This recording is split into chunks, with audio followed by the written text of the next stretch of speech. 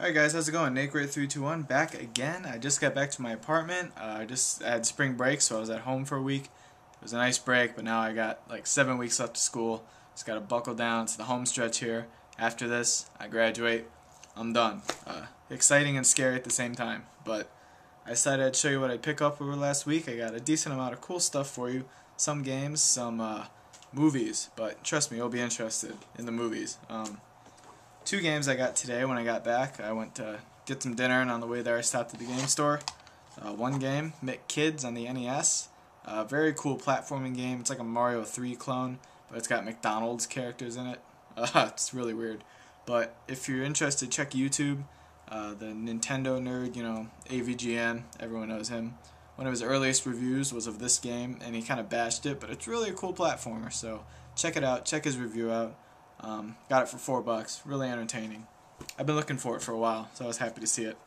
I got this game, technically for free, because I used the store credit I got from trading in Zelda on the Super Nintendo and Super Castlevania 4. You'll remember my last Super Nintendo pickups video.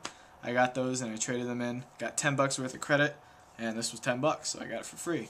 Mega Man 4. It's Mega Man. I don't know. They're fun. I love Mega Man games. I have 1, 2, and 3, and so hey, I picked up 4.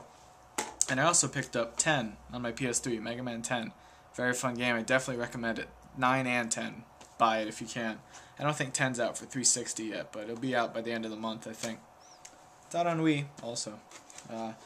4 games I got at a pawn shop I like to go to when I'm at home. Their prices aren't the best, but they do have a decent selection. Most of their games are kind of beat up, but I usually find 4 or 5 in there when I go that I like. So, first of the 4 is Fantastic Adventures of Dizzy. It's one of these Camerica Codemasters unlicensed games with the weird dip switch in the back, the position A and position B.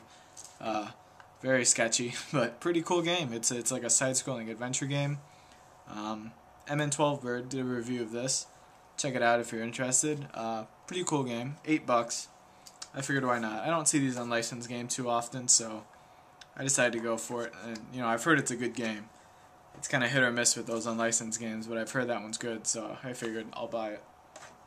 Next, Monster Party on the NES.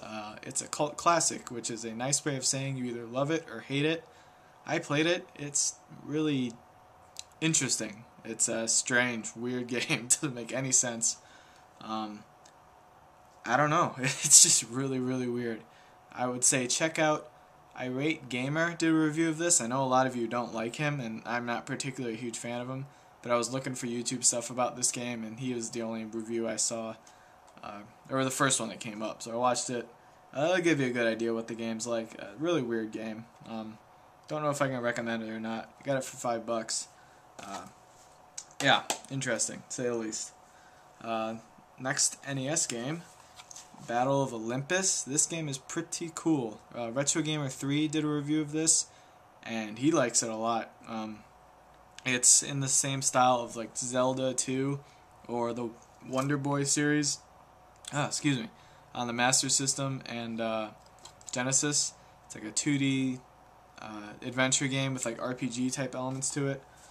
Pretty sweet. I haven't played much of it. I just put it in just to see if it works. But definitely something I like to spend more time with. Pretty cool. $4. Again, I had never seen that, so I decided to pick it up. This last one, this is a really, really strange cart. It's Mortal Kombat 3, technically, and looking at it, it looks like a Super Famicom cart, right? And that's kind of what struck me about it. I looked at it. But a couple things different about it. It says Made in Japan on the little sticker right here. But it also has the Super Nintendo logo, not a Super Famicom logo or the European SNES logo with the little 4 buttons or whatever, but an American Super Nintendo logo. The label, you're probably not going to be able to see this on the camera, but it's really fuzzy. That made me think that it's probably bootleg. If it's really not good printing, someone might have done it at home. They have a logo here. I don't know if you can see that. That Mortal Kombat 3 logo. It's done in the style of the Mortal Kombat 2 logo, just with an extra, bar in the back. But as far as I know, that was never used as a MK3 logo, that style. So that's really struck me as odd. And some of you European viewers might be able to let me know. But these tabs on the back, I didn't think European Super Nintendo games had those. I know the Japanese ones don't, but I didn't think the European ones did. So you can let me know if they do or not, but it has tabs like it was meant for an American Super Nintendo. Really weird cart. I have no idea. If anyone knows what the deal with this is, let me know. I tried opening it and it seems like it's glued on the side because I took the screws out, tried prying it apart, and I was pulling it with all my strength. No luck. But I cleaned it and played it, and it's Mortal Kombat 3 alright. It works fine. It's got all the sound effects, the music. It doesn't look bootleg or weird. So I have no idea what the deal with this is. $5 for a funky import bootleg. I have no idea. Mortal Kombat 3. But it works. These next pickups, I got a stack of movies, like I said, but they aren't just any movies. Laserdiscs. Yes. I don't even have a Laserdisc player, but I've been looking for one for quite a while, and I want to get one.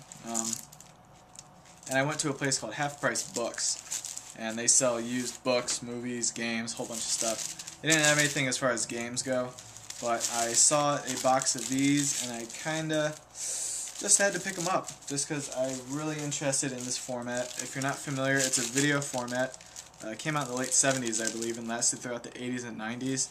And quality-wise, it's probably comparable, or it's in between like VHS and DVD. But this is what a Laserdisc looks like. It's huge, to say the least. Very interesting format. It's like I'll compare it to like a record. So you put it in the player. The player reads it. Blah blah blah. There were two different types of Laserdiscs. One of which had 30 minutes of video on each side of the disc, and another which had 60 minutes. And the thing that's a pain though is, like, let's say you have a 30-minute one, you'll play 30 minutes and then you'll have to flip it like you would like a record to watch the next 30 minutes of the video, and then you have another disc, you have to put that in, blah blah. So it's like 4 switches just to watch a hour and a half, 2-hour movie. So that's kind of a pain, but it's really kind of a retro thing. It's just an awesome format, really collectible, and the art on these boxes is just something you don't see with DVDs or even VHS. Very, very cool. So yeah, first movie I got was The Godfather. Classic movie, very good. This was $3. Most of them are $3. I think the last ones I have were $1 each, like in a clearance bin. Apocalypse Now, very sweet, very, very cool movie. Terminator 2, I have it on Blu-ray, and now I have it on Laserdisc too. Sweet. I mean, I really like the art, like all this stuff on the back, all the info. I mean, you just can't physically fit this stuff onto a DVD. It's just really well done, and a lot of these 2-disc ones and the 1-disc ones open up just like a record. So I mean, you get a lot of art and just really, really cool stuff. So it's a really neat collector's piece. Blade Runner, classic 80s movie, very sweet. Harrison Ford, complete badass. E.T. doesn't get much more 80s than that. If you're gonna get one 80s movie, E.T., pretty iconic movie. I haven't watched it in a long time, so I'm kind of excited too. Lion King, so yeah, it was used throughout the 90s. You got some good, 90s movies on here. Very classic Disney movie. Very, very classic. Remember seeing it as a kid in the theaters, and it was just awesome. Very good. Same with this. Toy Story. Loved this movie, and Toy Story 2 were great. And I'm kind of on the fence on how this new Toy Story 3 will be, but Pixar knows what they're doing. I think they'll do a good job with it. So, Toy Story, I was happy to see. These next two are $1. Top Gun, very 80s. And Die Hard, classic action movie. So yeah, all those movies was like $25 total. I'll be on the lookout for a Laserdisc player so I could check them out. But yeah, that's it for now. I got some videos in the pipeline here, some tag responses and things I want to do. So look for more videos this weekend. And for now, Nate Great 321 signing out.